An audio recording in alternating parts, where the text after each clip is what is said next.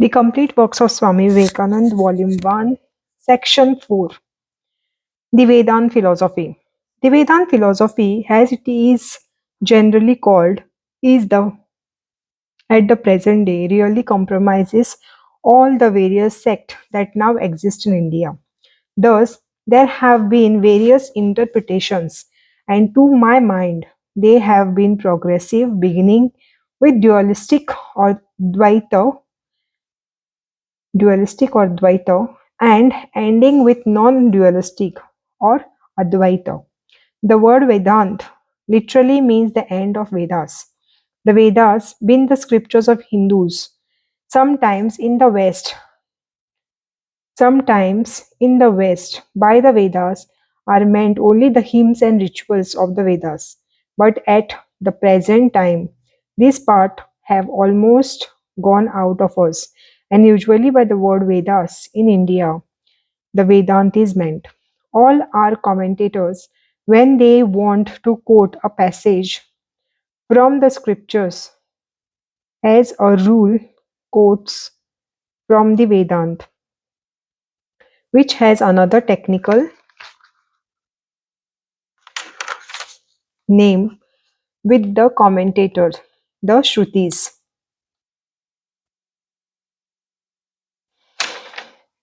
The Vedas are divided mainly into two portions, Karma Kanda and the Jnana Kanda. The word, the work portion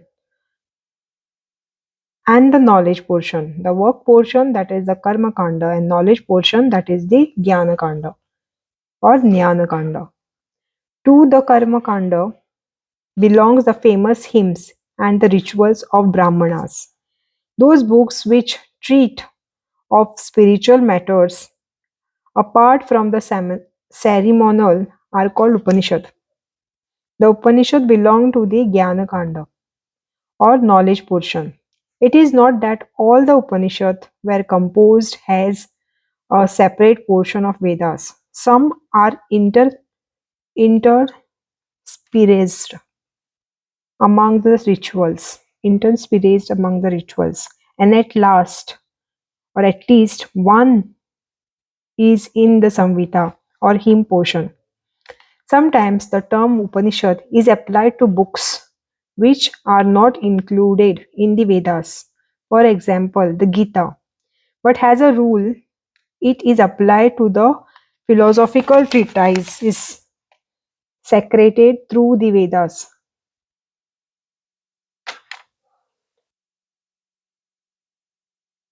These treatises have been collected and are called Vedanta. Now, all the books known by the name Vedanta were not entirely written after ritualistic portions of the Vedas. For instance, one of them, the Isha Upanishad, forms the 14th chapter of Yajurveda, that being one of the oldest part of the Vedas. There are other Upanishads which form portion of the Brahmanas or ritual writings, and the rest of the Upanishads are independent, not comprised in any of the Brahmanas or other parts of the Vedas. But there is no reason to suppose that they were entirely independent of other parts. For, as we well know, many of these have been lost entirely, and many of the Brahmanas have become existence.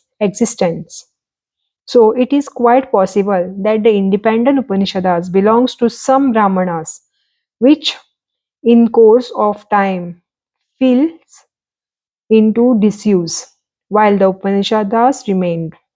These Upanishads are also called forest books or Aranyakas. Upanishads are also known as Aranyakas.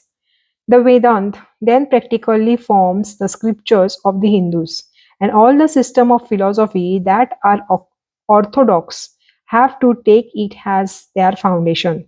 Even the Buddhists and Jains, when it suits their purpose, will quote the passages from the Vedanta as authority. All schools of philosophy in India, although they claim to have been based upon the Vedas, took different names of their system. The last one, the system of Vyas, took its stand upon the doctrine of the Vedas more than the previous system did and made an attempt to harmonize. The term Shruti and sorry and made an attempt to harmonize the preceding philosophies such as Sankhya and Nyaya with the doctrine of the Vedants. The term Shruti means that which is heard, though including the whole of the Vedic literature, is chiefly applied by the commentary or commentators of the or to the Upanishads. The Upanishads are said to be 108 in number. Their dates cannot be fixed with certainty, only it is certain that they are older than Buddhistic movement. Though some of the minor Upanishads contains allusions indicating a later date, yet that does not prove the later date of the treatises. As in very many cases in Sanskrit literature, the substance of the book, though of very ancient date, receives a coating, as it were, of later events in the hands of the sectarians to exalt their particular sect. So it is especially called the Vedas. So it is especially called the Vedanta philosophy, and the sutras or aphorism of the Vyas are. In the modern India, the basis of Vedanta philosophy, again, these sutras of Vyas have been variously explained by different commentators. In general, there are three sort of commentators in India now. From their interpretations have arisen three systems of philosophy and sect. One is dualistic or Dvaitya. The second one is qualified non-dualistic or Vishishta Advaita. Second is qualified non-dualistic or Vishishta Advaita. And third one is non-dualistic, that is Advaitya. Advaitya. Of, of these, the Dvaitya, that is dualistic, and qualified non-dualistic, that is Vishishta Advaita, includes the largest number of Indian people. The non-dualistic are comparatively few in number. Non-dualistic is Advaita, is comparatively few in number. Now I will try to lay before you the idea that are contained in all these three sects. But before going on, I will make one mark that these different Vedanta systems have one common psychology, and that is the psychology of Sankhya system. The Sankhya psychology is very much like the psychologists of the Nyaya and Vaisheshik system, differing only in minor particles or minor particular things. The commentaries are of various sorts, such as Bhashya, Tika, Tipani, Churni, etc., of which all except the Bhashya are explaining of the text or difficult words in the text. Bhashya is not properly a commentary, but the elucidation of the system of philosophy out of the text, the object being not to explain the words but to bring out the philosophy. So the writer of the Bhashya expands his own system, taking text as authority for his system. There have been various commentaries on Vedanta. It's the doctrine found their final expressions in the philosophical aphorism of Vyas. This treatise called the Uttar Mimamsa. It's the standard authority of the Vedantism, is the most authoritative exposition of the Hindu scriptures. The most antagonistic sects have been compelled, as it were, to take up the text of Vyas and harmonize them with their own philosophy. Even in very ancient times, the commentator on the Vedanta philosophy formed themselves into three celebrities. Hindu sect, that is the Dvaita, Vishishta Advaita and Advaita. The, the ancient commentaries are perhaps lost, but they have been revived in modern times by the post-Buddhistic commentators like Shankara, Ramanuja, Madhava. Shankar revealed the non-dualistic, that is Advaita form. Ramanuj, the qualified non-dualistic form of the ancient commentator Bodhayan. Ramanuj, the qualified non-dualistic form of the ancient commentary, that is Bodhayan. Non-dualistic means qualified non-dualistic means Vishishta Advait, and the Madhava, the dualistic form. Madhava, dualistic form. Dualistic is Dvaita. In India, the sect differ mainly in their philosophy. The difference in ritual is slight, the basis of the philosophy and the religion being the same. All the Vedantists agree on 3 points. They believe in God, in Vedas as revealed, and in cycles. We have already considered the Vedas. The belief about cycles is as follows. All matter throughout the universe is the outcome of one premium matter called Akash, and all force, whether gravitation, attraction, or repulsion, or life, is the outcome of one primeval force called Pran. Pran, acting on Akash, is creating or projecting the universe. At the beginning of the cycle, Akash is motionless and unmanifested. Then Pran begins to act more and more, creating more gross and gross from out of Akash, like plants, animals, men, stars, and so on. After an incalculable time, this evolution ceases and evolution begins. And involution begins. Everything being resolved back through finer and finer forms into the original Akash and Pran when the new cycle forms. Now there is something beyond Akash and Pran. Both can be resolved into third thing called Mahat, the cosmic mind. This cosmic mind does not create Akash and Pran but changes itself into them. We will now take up the beliefs about mind, soul, and God. According to the universal acceptance, Sankhya psychology is in perception. In the case of vision, for instance, there are first of all the instrument of vision, the eyes. Behind the instrument, the eyes, is an organ of vision or indriya, the optic nerve, and its center, which is not the external instrument, but without which the eyes will not see. More still is needed for perception. The mind or manas must come and attach itself to the organ. And beside this, the sensation must be carried to the intellect or buddhi. The determinative reaction state of the mind, when the reaction comes from the buddhi along with its flashes, the external world and egoism. Here then it will.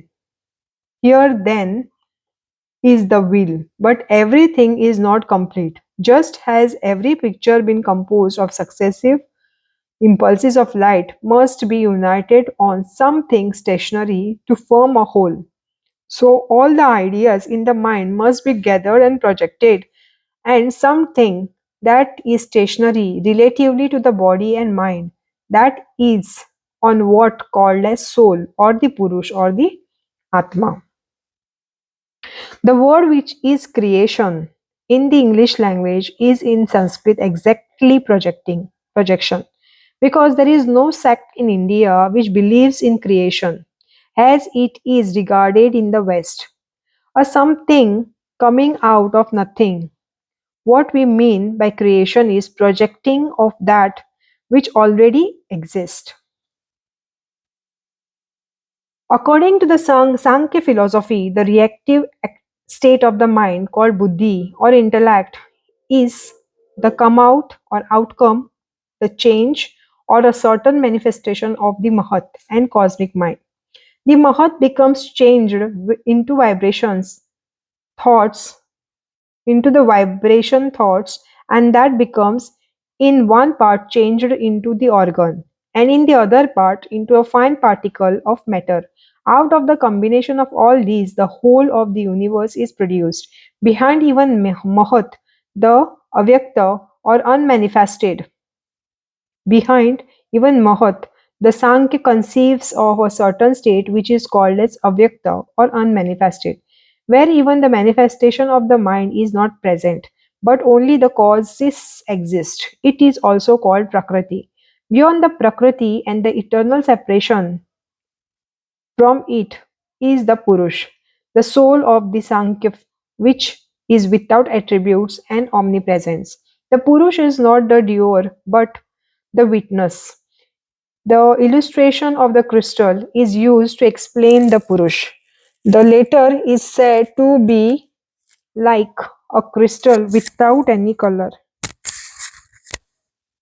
before which different colors are placed, and then it seems to be colored by colors before it. But in reality, it is not. The Vedantists reject the Sankhya idea of the soul and nature. They claim that between them there is a huge gulf or to be bridged over. On the one hand, the Sankhya system comes to nature, and then at once it has jumped over to the other side and comes to the soul, which is entirely separate from nature. How can these different colors, as Sankhya calls them, be able to act on that soul which by its nature is colorless? So, the Vedantis from the very first affirm that this soul and this nature are one. Even the dualistic Vedantists admit that the Atma or God is not only the efficient cause of the universe but also the material cause. But they only say so in so many words. They do not really mean it, for they try to escape from the conclusion in this way. They say there are three existences in this universe: God, soul, and nature. Nature and soul are, as it were, the body of God. And in this sense, it may be said that God and the whole universe are one. But this nature and all these various souls remain different from each other through all eternity. eternity. Only at the beginning of the cycle do they become manifest, and when the cycle ends, they become fine and remain in the fine state. The Advaita Vedantist, the non-dualistic, reject this theory of souls, and having nearly the whole range of Upanishads in their favor, build their philosophy entirely upon them. All the books contained in the Upanishad have one subject, one task before them to prove the following theme. Just as by the knowledge of one lump of clay, we have the knowledge of all the clay in the universe. So, what is that? Knowing which we know everything in the universe. The idea of Advaitis is the generalize is to generalize the whole universe into one. That's something which is really the whole of this universe, and then claim that this whole universe is one, that it is one been manifesting itself in all these various forms. They admit that what Sankhya calls nature exists, but say that nature is God. It is this being, the sect, which has become converted into all this. The universe, man, soul, and everything that exists. Mind and Mahat are but the manifestation of this that one set, but then the difficulty arises that this would be pantheism. How come that set which is unchangeable, as they admit, for that which is absolute is unchangeable, to be unchanged into that which is unchangeable and perishable? The Advaitis here has a theory which they call Vivartavad, or apparent manifestation. According to the dualistic and the Sankhya, the whole of this universe is the evolution of the premium nature. According to some of the Advaitis, the some of the dualistic, the whole of the universe is evolved from God. And according to the Advaitis, proper the follower of Shankaracharya, the whole universe is the apparent evolution of God. God is the matter of the universe, but not really, only apparently. The celebrated illustration used is that of the rope and the snake, where the rope appeared to be the snake but was not really so. The rope did not really change into the snake. Even so, this whole universe, as it exists in that being, it is unchangeable, and all the changes we see in it are not apparent. These changes are caused by Desh, Kal, and Nimitta, time, space, and causation, or according to the higher psychological generations, by Niyam and Roop. That is, by Naam and Roop. Sorry, by Naam and Roop. That is name and form. It is by Naam and by Roop that one thing is different from the another.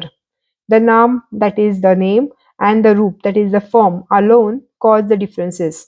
In reality, they are one and the same. Again, it is not. The Vedantis say that there is something as phenomena and something as neomenon. The rope is changed into the snake apparently only, and when the delusion ceases, the snake vanishes. When one is in the ignorance, he sees the phenomena and does not see God. When he sees God, this universe vanishes entirely for him. Ignorance, or Maya, as it is called, is the cause of all phenomena. The absolute, the unchangeable being taken has this manifested universe. This Maya is not absolute zero nor non existence. It is defined as neither existence nor existence nor non existence. It is not existence because that can be said only of the absolute, the unchangeable, and in this sense, Maya is not existence. Again, it cannot be said that it is not existent, for it, if it were, it could never produce the phenomena. So, it is sometimes which is neither, and in the Vedanta philosophy, it is called as anirva chani, chaniya, anirvichaya, anirvachaniya, anirvachaniya, or the Vedanta, or inexpressible.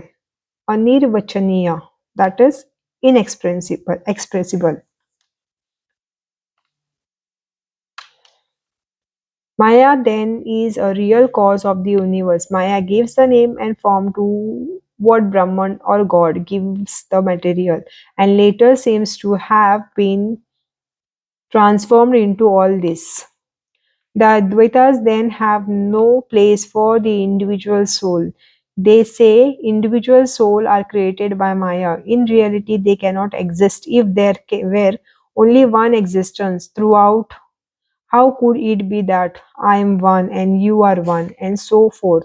We are all one, and the cause of the evil is perception of duality. As soon as I believe to feel that I am separate from the universe, then first comes fear and then misery, where one hears another, one sees another, at in that in small, where one does not see another, where one does not hear another. That is the greatest that God is. In the greatest is perfect happiness. In the small thing, there is no happiness. The Vedanta and Sankhya philosophy are very little opposed to each other. The Vedanta God developed out of Sankhya Purush. All the systems take up the psychology of the Sankhya. Both the Vedanta and Sankhya believe in infinite soul. Only the Sankhya does not require any explanation from outside. Vedanta believes that there is one soul which appears as many, and we build on the Sankhya analysis. According to the Advaita philosophy, then this differentiation of matter, these phenomena are as it were for a time, hiding the real nature of man, but the later really has not been changed or changed at all. In the lowest form, as well as the highest human being, the small divine nature is present. The warm forms it the lower form in which the divinity has been more overshadowed by Maya. That is the highest form in which it has been least overshadowed. Behind everything, the same divinity is existing, and out of this comes the basis of the morality. Do not injure another. Love everyone as your own self, because the whole universe is one. In injuring another, I am injuring myself. In loving another, I am loving myself. From this also springs that principle of Advaita morality, which has been summed up in one word: self-abnegation. The Advaita says this little personalized self is the cause of all my misery. This individualized self, which makes me different from all other beings, brings hatred and jealousy and misery, struggle and all other evils. And when this idea has been got rid of, all struggle will cease, all misery vanish. So this is to be given up. We must always hold ourselves ready and even to give up our lives for the lowest pain. When a man has become ready even to give up his life for the little insect, he has reached the perfection which is Advaitist want to attend. And at that moment, when he has become thus ready, the wheel of ignorance falls away from him, and he will feel his own nature. Even in this life, he will feel that he is one with the universe. For a time, as it were, the whole of this phenomenal world will disappear for him, and he will realize that he is what he is. But so long as the karma of the body remains, he will have to live. This state, when the will has vanished and yet the body remains for some time, is what the Vedantas called as Jivan Mukti, the living freedom. Jivan Mukti, the living freedom. If the man is deluded by a mirage for some time and one day the mirage disappears, if it comes back again the next day or at some future time, he will not be deluded. Before the mirage first broke, the man could not distinguish between the reality and deception. But when it has been once broken, as long as he has organs, the eyes to work with, he will see the image but will not more be deluded. That fine distinction between the actual world and the mirage he has got, and the latter cannot delude him any more. So, when the Vedantist has realized his own nature, the whole world has vanished for him. It will come back again, but no more the same world of the misery. The prison of the misery has become changed into into Satta Chittanand, Satchidanand. Sata, existence, Chitta, absolute knowledge, existence absolute, Chitta is knowledge absolute, and Anand is bliss absolute. So Sat Chit Anand. And the attainment of this is the goal of the Advait philosophy. The above address was delivered before the Graduate Philosophical Society of Harvard University on March 25th, 1897. Sorry, 1896.